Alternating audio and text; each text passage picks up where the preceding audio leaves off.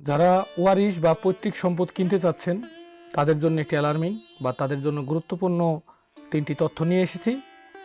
3টি বিষয় না থাকলে ওয়ারিশ বা পৈতৃক সম্পদ কেনা থেকে বিরত থাকবেন। খুবই গুরুত্বপূর্ণ বিষয়, একদম রেলেভেন্ট 2024-এ এসে। বাংলাদেশের সবচেয়ে যে মেজর সমস্যা সেটি হচ্ছে ল্যান্ড। 63% মামলা পেন্ডিং আছে কোর্টে, সেটি হচ্ছে ল্যান্ডের, যেটাকে আমরা সিভিল কেসও বলি, দেওয়ানি মামলা যেটাকে বলি।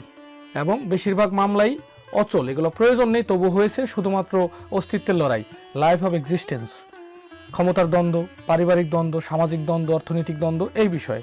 তাই বিশেষ করে যারা ওয়ারিশ বা পৈতৃক সম্পদ কিনতে চাচ্ছেন তাদের 3টি কাগজ দেখে অবশ্যই সম্পদটি কিনতে হবে।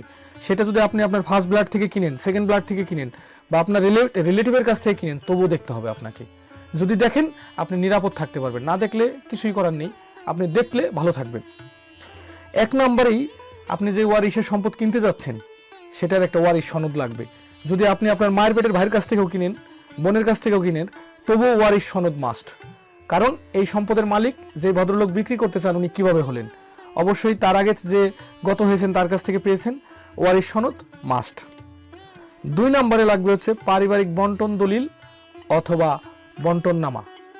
ধরেন একজন ভদ্রলোক, সে মারা গেছে, তার 5 সন্তান, এক সন্তান যদি এখন দাবি করে যে আমি পুরোটা পাবো, তাহলে কি হবে?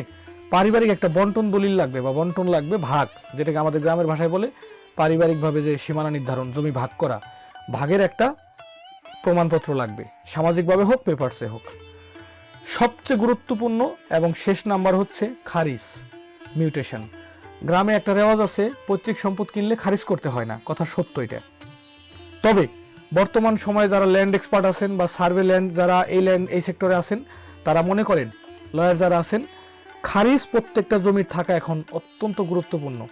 খারিজ করা মানে একটা সম্পদ 100% সিকিউর হয়ে গেল, কোনো ভেজাল থাকলো না, অন্য কেউ এখানে দখল করতে পারবে না, অন্য কেউ এখানে চাইলেই কাউন্টার দিতে পারবে না। তাই মিউটেশন আছে এমন জমি কিনবেন।